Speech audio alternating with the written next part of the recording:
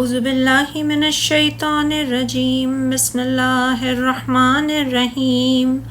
کنتم خیر امت اخرجت للناس تأمرون بالمعروف وتنہون عن المنکر وتؤمنون باللہ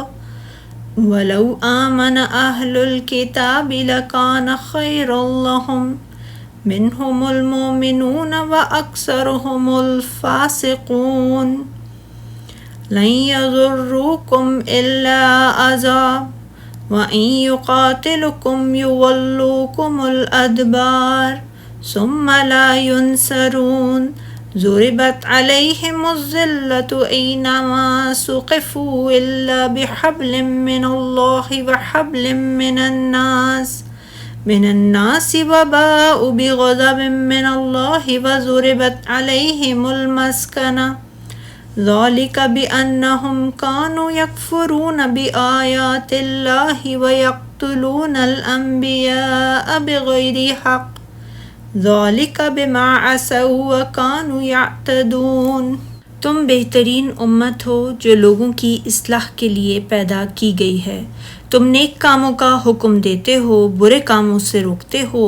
اور تم اللہ پر ایمان رکھتے ہو۔ اور اگر اہل کتاب ایمان لے آتے تو ان کے حق میں بہت بہتر ہوتا۔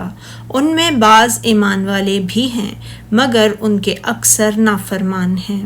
وہ تمہیں تھوڑی سی ایذا کے سوا ہرگز نقصان نہیں پہنچا سکیں گے، اور اگر وہ تم سے لڑیں تو پیٹھ پھیر کر بھاگ جائیں گے، پھر ان کی مدد نہیں کی جائے گی، اور جہاں کہیں بھی پائے گئے ان پر ذلت کی مار پڑی، الا یہ کہ وہ لوگوں کے یا لوگوں کی پناہ میں تھے۔ وہ اللہ کی طرف سے غضب کے حقدار ٹھہرے اور ان پر محتاجی مسلط کر دی گئی۔ یہ اس وجہ سے ہوا کہ وہ اللہ کی آیتوں کا انکار کرتے تھے اور نبیوں کو ناحق قتل کرتے تھے۔ وہ اس وجہ سے بھی کہ وہ نافرمانی کرتے تھے اور حد سے بڑھ جاتے تھے۔ اللہ تعالیٰ نے امت محمدیہ کو دیگر تمام امتوں کی نسبت بہتر قرار دیتے ہوئے فرمایا، تم تمام امتوں سے بہتر ہو جو لوگوں کی اصلاح کے لیے پیدا کیے گئے ہو۔ حضرت ابو ہریرہ رضی اللہ تعالیٰ عنہ سے روایت ہے کہ تم لوگوں میں سے لوگوں کے لیے سب سے بہتر ہو کہ تم ان کی گردنوں میں زنجیریں ڈال کر لاؤ گے حتیٰ کہ وہ اسلام میں داخل ہو جائیں گے۔ تم لوگوں میں سے لوگوں کے لیے سب سے بہتر ہو کے معنی یہ ہیں کہ تم سب سے بہترین امت اور لوگوں کے لیے سب سے زیادہ نفع بخش ہو۔ اسی لیے فرمایا، تم نیک کام کرنے کا کہتے ہو، برے کاموں سے منع کرتے ہو، اور تم اللہ پر ایمان رکھتے ہو۔ رسول اللہ صلی اللہ علیہ وسلم نے فرمایا، تم 70ویں امت ہو، تم سے پہلے 69 امتیں گزر چکی ہیں، اور تم ان سب سے بہتر اور اللہ تعالیٰ کے ہاں زیادہ معزز ہو۔ امت محمدیہ کو یہ فضیلت اور نیکی کے کاموں کی طرف سبقت کا شرف اپنے نبی حضرت محمد صلی اللہ علیہ وسلم کی بدولت حاصل ہوا، کیونکہ آپ اللہ کی ساری مخلوق میں سے افضل اور اللہ تعالیٰ کے ہاں تمام رسولوں سے زیادہ مکرم ہیں۔ اللہ تعالیٰ نے آپ کو ایسی کامل اور عظیم شریعت کے ساتھ مبعوث فرمایا کہ آپ صلی اللہ علیہ وسلم سے پہلے کسی نبی یا رسول کو اس طرح کی شریعت عطا نہیں کی گئی۔ آپ کی سیرت و سنت کے مطابق تھوڑا عمل بھی اس قدر شرف و فضل کا حامل ہوتا ہے کہ دوسروں کے طریقوں کے مطابق بڑے بڑے اعمال بھی اس طرح کی پذیرائی حاصل نہیں کر سکتے۔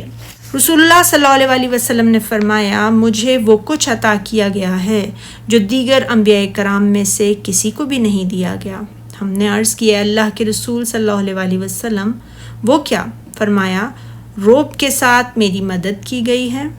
مجھے زمین کی چابیاں عطا کی گئی ہیں، میرا نام احمد رکھا گیا ہے، اور میرے لیے زمین کو پاک بنا دیا گیا ہے، میری امت کو سب سے بہتر امت قرار دیا گیا ہے۔ رسول اللہ صلی اللہ علیہ وسلم بیان فرماتے ہیں، میری امت میں سے ایک جماعت جو 70,000 افراد پر مشتمل ہوگی جنت میں داخل ہوگی، اور ان کے چہرے 14ویں رات کے چاند کی طرح چمکتے ہوں گے، حضرت ابو ہریرہ نے بیان کیا کہ یہ سن کر عکاشہ بن محسن صدی رضی اللہ تعالیٰ عنہ اپنی چادر اٹھاتے ہوئے کھڑے ہوئے اور عرض کرنے لگے، اے اللہ کے رسول صلی اللہ علیہ وسلم، دعا فرمائیں کہ اللہ تعالیٰ مجھے بھی ان میں سے بنا دے۔ رسول اللہ صلی اللہ علیہ وسلم نے دعا فرمائی، اے اللہ انہیں ان میں سے بنا دے۔ پھر انصار میں سے ایک شخص کھڑا ہوا، اس نے عرض کی، اللہ کے رسول دعا فرمائیں اللہ تعالیٰ مجھے بھی ان میں سے بنا دے۔ آپ صلی اللہ علیہ وسلم نے فرمایا، عکاشہ تم سے اس معاملے میں سبقت لے گیا ہے۔ امام احمد نے حضرت جابر رضی اللہ تعالیٰ عنہ کی حدیث کو بیان کیا ہے کہ نبی اکرم صلی اللہ علیہ وسلم نے فرمایا،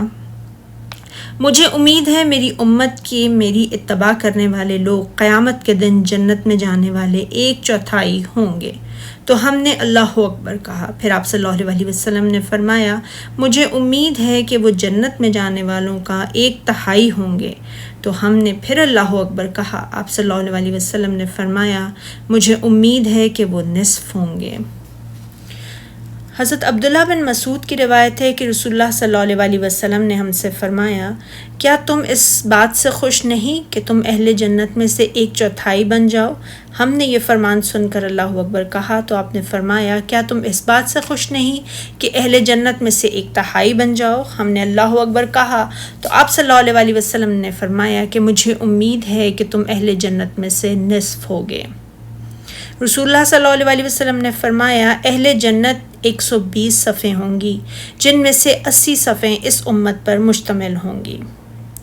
اور ایک اور حدیث میں نبی اکرم صلی اللہ علیہ وسلم نے فرمایا، ہم آخر میں آنے والے ہیں لیکن قیامت کے دن پہلے ہوں گے۔ ہم جنت میں سب لوگوں سے پہلے داخل ہوں گے، باوجود اس بات کے کہ انہیں کتاب ہم سے پہلے دی گئی تھی اور ہمیں ان کے بعد دی گئی تھی۔ اللہ تعالیٰ نے ہمیں اس حق کے اختیار کرنے کی ہدایت فرمائی ہے جس میں انہوں نے اختلاف کیا تھا۔ بس یہ دن جس میں انہوں نے اختلاف کیا تھا، لوگ اس میں ہمارے پیچھے ہیں کہ یہودی 1 دن بعد ہیں اور عیسائی ہم سے 2 دن بعد ہیں۔ اللہ تعالیٰ نے ارشاد فرمایا کہ تم بہترین امت ہو جو لوگوں کی اصلاح کے لیے پیدا کی گئی ہو۔ تم نیک کاموں کا حکم دیتے ہو، برے کاموں سے روکتے ہو اور تم اللہ پر ایمان رکھتے ہو۔ اس امت میں سے جو لوگ ان صفات کے ساتھ انصاف پذیر ہوں گے، وہ اس مدح و ثنا کے مستحق ہوں گے۔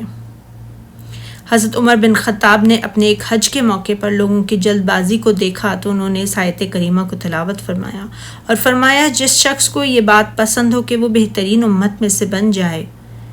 تو اسے اس کے بارے میں اللہ تعالیٰ کی عائد کردہ شرط کو بھی پورا کرنا چاہیے،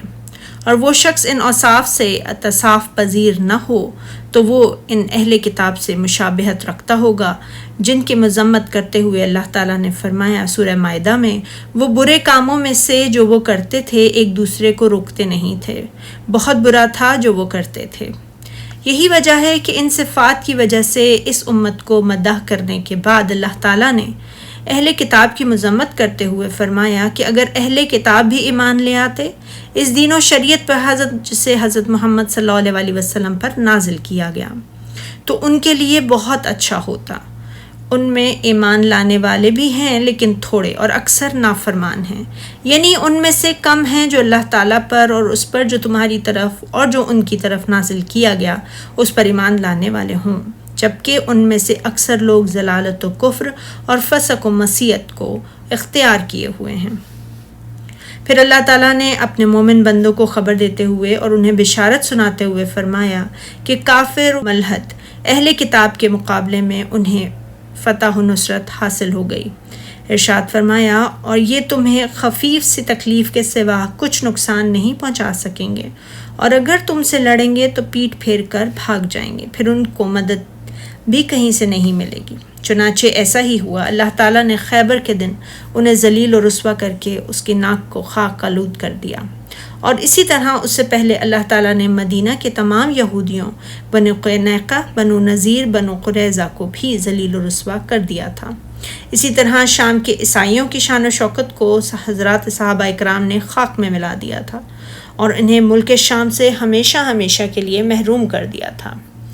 اسلام ایک جماعت ہمیشہ شام میں رہے گی، حتیٰ کہ حضرت عیسیٰ ابن مریم نازل ہوں گے اور وہ اسی طرح اسلام ہی پر ہوں گے، اور ان میں سے حضرت محمد صلی اللہ علیہ وسلم کی شریعت کے مطابق فیصلہ فرمائیں گے، صلیب کو توڑ دیں گے اور خنزیر کو قتل کر دیں گے اور جزیے کو ختم کر دیں گے اور صرف اسلام ہی کو قبول فرمائیں گے۔ پھر اللہ تعالیٰ نے فرمایا، یہ جہاں نظر آئیں گے ذلت کو دیکھو گے، ان سے چمٹ رہی ہے، سوائے اس کے کہ یہ اللہ اور مسلمان لوگوں کی پناہ میں آ جائیں، یعنی اللہ تعالیٰ نے ذلت اور رسوائی کو ان پر مسلط کر دیا ہے۔ یہ جہاں کہیں بھی ہوں گے امن و سکون میں نہیں ہوں گے، سوائے اس کے کہ اللہ کی پناہ میں آ جائیں، یعنی اللہ تعالیٰ کے اس ذمے کو پورا کریں جو اس نے اپنے اوپر عائد کیا ہے، انہیں جزیہ ادا کرنے اور احکام ملت کی پابندی کرنے کا حکم دیا ہے، اور مسلمان لوگوں کی پناہ میں آ جائیں، یعنی لوگوں کی طرف سے انہیں پناہ حاصل ہو جائے، جیسا کہ کسی صلح جو معاہدہ اور قیدی وغیرہ کو کوئی مسلمان، حتیٰ کہ کوئی عورت بھی اگر پناہ دے دے تو اس پر بھی بس نہیں کہ بلکہ یہ ایک قول کے مطابق اگر کوئی مسلمان غلام بھی پناہ دے دے تو اسے امن حاصل ہو جاتا ہے۔ اور لوگوں کے عہد سے مراد یہ ہے